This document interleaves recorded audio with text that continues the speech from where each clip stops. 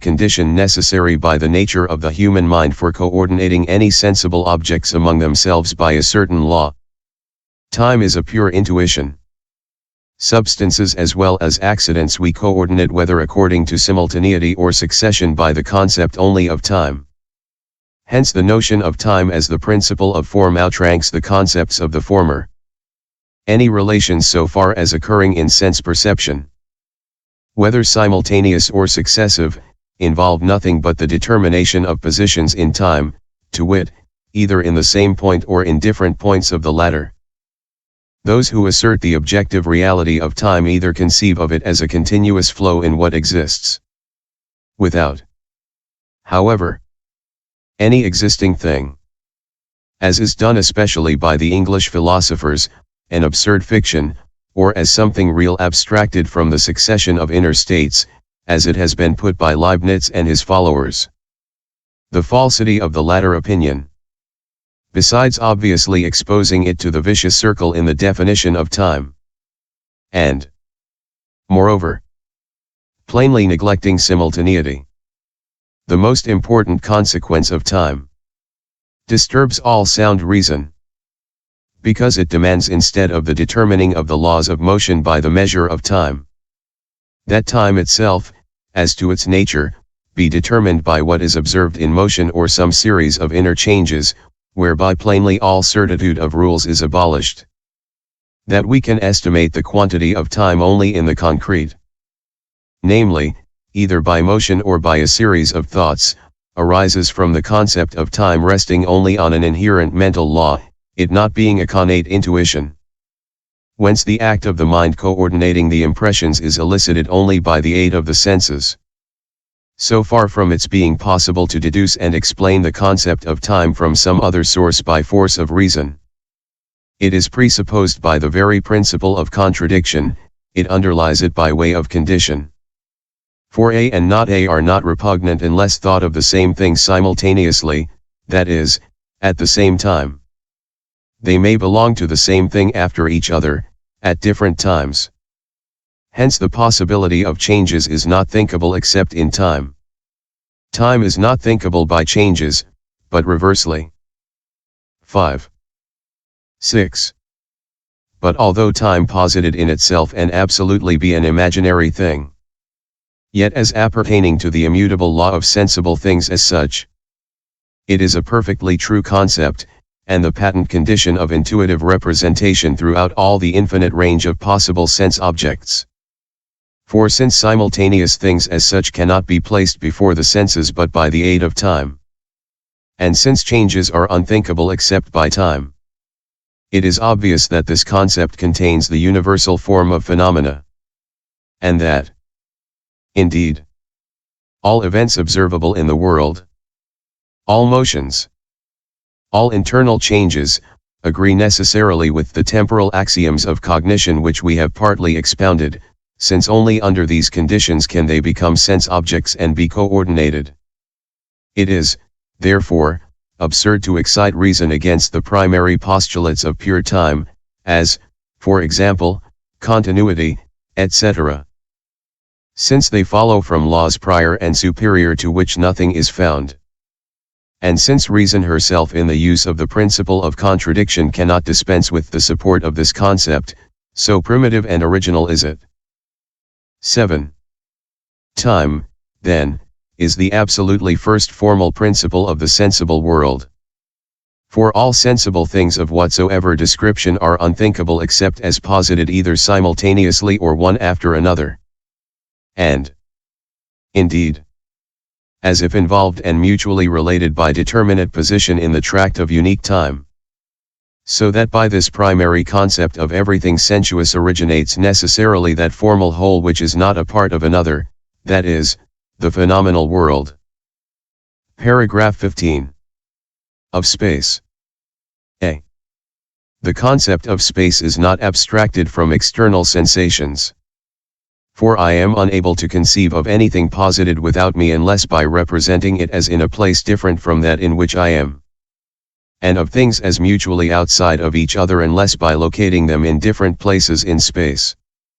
Therefore the possibility of external perceptions, as such, presupposes and does not create the concept of space, so that, although what is in space affects the senses, space cannot itself be derived from the senses. b.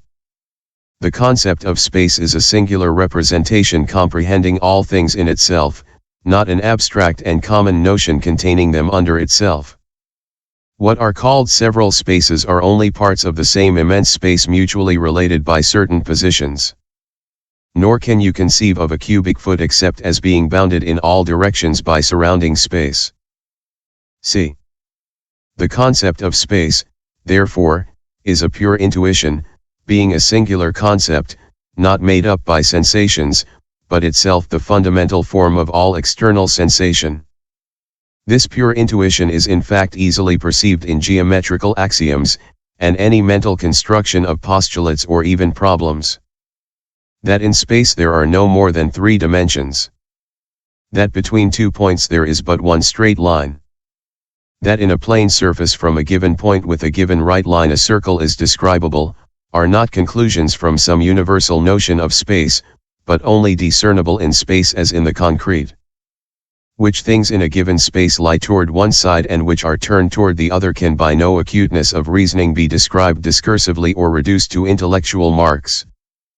Their being imperfectly similar and equal but incongruous solids, such as the right and the left hand, conceived of solely as to extent, or spherical triangles in opposite hemispheres, a difference rendering impossible the coincidence of their limits of extension. Although for all that can be stated in marks intelligible to the mind by speech they are interchangeable, it is patent that only by pure intuition can the difference, namely, incongruity, be noticed. Geometry, therefore, uses principles not only undoubted and discursive but falling under the mental view, and the obviousness of its demonstrations. Which means the clearness of certain cognition in as far as assimilated to sensual knowledge is not only greatest, but the only one which is given in the pure sciences, and the exemplar and medium of all obviousness in the others. 4. Since geometry considers the relations of space, the concept of which contains the very form of all sensual intuition, nothing that is perceived by the external sense can be clear and perspicuous unless by means of that intuition which it is the business of geometry to contemplate. Besides, this science does not demonstrate its universal propositions by thinking the object through the universal concept, as is done in intellectual disquisition, but by submitting it to the eyes in a single intuition, as is done in matters of sense. 6. d. Space is not something objective and real, neither substance, nor accident, nor relation, but subjective and ideal, arising by fixed law from the nature of the mind like an outline for the mutual coordination of all external sensations whatsoever. Those who defend the reality of space either conceive of it as an absolute and immense receptacle of possible things, an opinion which, besides the English, pleases most geometric eons, or they contend for its being the relation of existing things itself, which clearly vanishes in the removal of things and is thinkable only in actual things, as besides Leibnitz, is maintained by most of our countrymen. The first inane fiction of the reason, imagining true infinite relation without any mutually related things, pertains to the world of fable. But the adherents of the second opinion fall into a much worse error. Whilst the former only cast an obstacle in the way of some rational or noumenal concepts, otherwise most recondite, such as questions concerning the spiritual world, omnipresence, etc. The latter place themselves in fiat opposition to the very phenomena, and to the most faithful interpreter of all phenomena, to geometry. 4. Not to enlarge upon the obvious circle in which they become involved in defining space, they cast forth geometry, thrown down from the pinnacle of certitude, into the number of those sciences whose principles are empirical. If we have obtained all the properties of space by experience from external relations only, geometrical axioms have only comparative universality, such as is acquired by induction. They have universality evident as far as observed, but neither necessity, except as far as the laws of nature may be established, nor precision, except what is arbitrarily made. There is hope, as in empirical sciences, that a space may sometime be discovered endowed with other primary properties, perchance even a rectilinear figure of two lines. Though the concept of space as an objective and real thing or quality is imaginary, it is nevertheless in respect to all sensible things not only perfectly true, it is the foundation of truth in external sensibility. Things cannot appear to the senses under any form but by means of a power of the soul coordinating all sensations in accordance with a fixed law implanted in its nature. Since, therefore, nothing at all can be given the senses except conformably to the primary axioms of space and their consequences which are taught by geometry, though their principle be but subjective, yet the soul will necessarily agree with them, since to this extent it agrees with itself. And the laws of sensuality will be the laws of nature so far as it can be perceived by our senses. Nature, therefore, is subject with absolute precision to all the precepts of geometry as to all the properties of space there demonstrated. This being the subjective condition, not hypothetically but intuitively given, of every phenomenon in which nature can ever be revealed to the senses. Surely, unless the concept of space were originally given by the nature of the mind, so as to cause him to toil in vain who should labor to fashion mentally any relations other than those prescribed by it, since in the fiction he would be compelled to employ the aid of this very same concept, geometry could not be used very safely in natural philosophy. For it might be doubted whether this same notion drawn from experience would agree sufficiently with nature, the determinations from which it was abstracted being, perchance, denied, a suspicion of which has entered some minds already.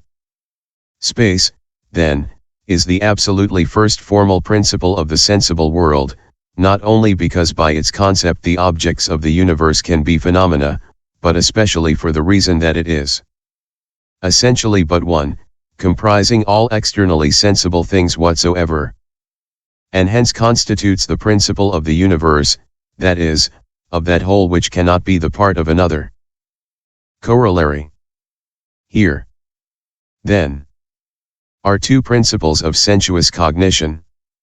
Not, as in intellectual knowledge, general concepts, but single and nevertheless pure intuition, in which the parts, and especially the simple parts, do not, as the laws of reason prescribe, contain the possibility of the composite, but, according to the pattern of sensuous intuition, the infinite contains the reason of the part, and finally of its thinkable simple part or rather limit. For unless infinite space as well as infinite time be given, no definite space and time is assignable by limitation, and a point as well as a moment is unthinkable by itself and only conceived in a space and time already given as the limits. All primitive properties of these concepts are then beyond the purview of reason, and hence cannot intellectually be explained in any way. Nevertheless, they are what underlies the intellect when from intuitive primary data it derives consequences according to logical laws with the greatest possible certainty. One of these concepts properly concerns the intuition of the object. The other the state, especially the representative state.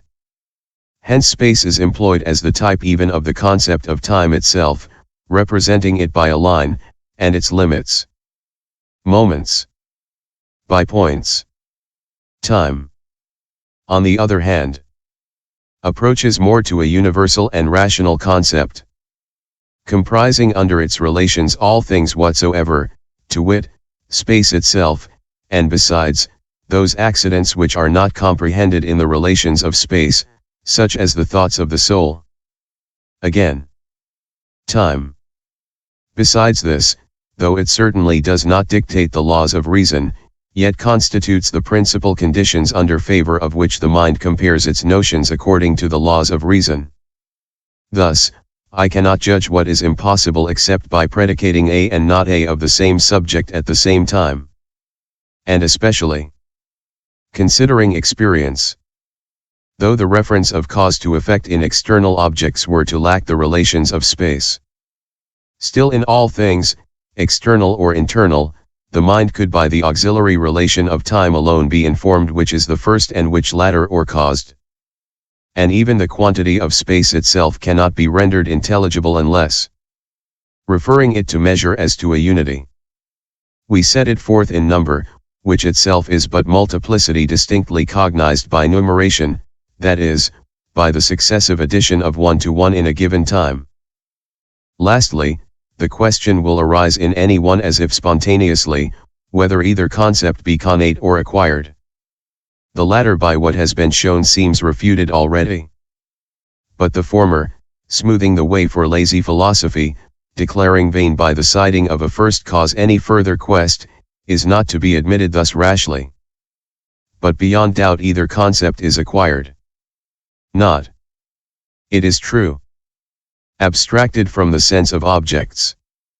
For sensation gives the matter not the form of human cognition, but from the very action of the mind coordinating its sense percepts in accordance with perpetual laws, as though an immutable type, and hence to be known intuitively. For sensations excite this act of the mind but do not influence intuition. Neither is there anything connate here except the law of the soul in accordance with which it conjoins in a certain way its sensations derived from the presence of an object. Section 4. On the principle of the form of the intelligible world. Paragraph 16. Those who deem space and time to be something real and the absolute bond, so to speak, of all possible substances in space, hold nothing else to be required in order to conceive how an original relation can belong to several existing things as the primitive condition of possible influence and the principle of the essential form of the universe. For since whatever exists is, according to their opinion, necessarily somewhere, it seems to them quite superfluous to inquire why things are present to one another in a certain manner, since this is of itself determined by the universality of all comprehending space. But this concept, besides relating as has been shown rather to the sensuous laws of the subject than to the conditions of the objects themselves, even granting it the greatest reality, still denotes nothing but the intuitively given possibility of universal coordination, leaving undealt with the question solvable only by the intellect. In what principle does this very relation of all substances rest, which intuitively regarded is called space? The question of the principle of the form of the intelligible world turns, therefore, upon making apparent in what manner it is possible for several substances to be in mutual commerce, and for this reason to pertain to the same whole, which is called world. We do not here consider the world, let it be understood, as to matter, that is, as to the nature of the substances of which it consists, whether they be material or immaterial, but as to form, that is to say, how among several things taken separately a connection, and among them all, totality can have place. Paragraph 17. Several substances being given, the principle of their possible intercommunication is not apparent from their existence solely, but something else is required besides from which their mutual relations may be understood. For on account of mere existence they are not necessarily related to anything, unless it be to their cause.